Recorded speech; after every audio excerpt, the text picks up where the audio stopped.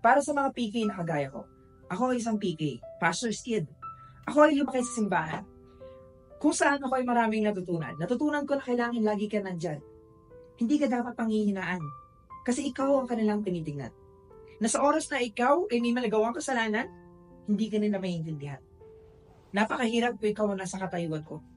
Mahirap kasi maraming nakatingin sa'yo. Umaasa sila na sa lahat ng kilos ko, wala dapat akong magagawa na sila'y mabibigo. Sa araw na nangihina ako, mga panahon na wala akong masandalan, iniisip ko na marami na silang problema at hindi yun higit sa nararamdaman ko. Bakit nga ba kailangan ganito? Lagi ako nandito pero sila litong-lito. Lagi silang wala tuwing linggo. Hindi ba nila nakikita na ang tanging daan ay kay Kristo? Maraming problema na ayoko nang sabihin sa kanya.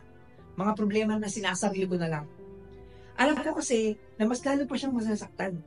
Kahit alam niya naman. Sa lahat ng pagkakataon, hindi ako nawala. Kasi hindi ko kayang nawala. Ang mga bigay niyang pagpapala sapagkat alam niya na ako'y tapat at may pananampalataya. Lagi ako nandyan para suportahan siya. Hindi dahil tatay ko siya, dahil alam ko siya ang ginagamit ng Panginoon para ako'y lumago. At kailanman, hindi na dapat pang lumayo. Sumusunod ako kasi mahal ko siya. Nagpatuloy ako kasi alam ko na ang tama. Naglilingkod ako dahil alam kong ligtas ako. Hindi dahil anak ako ng pastor, ngunit dahil tinanggap ko na si Kristo sa puso ko.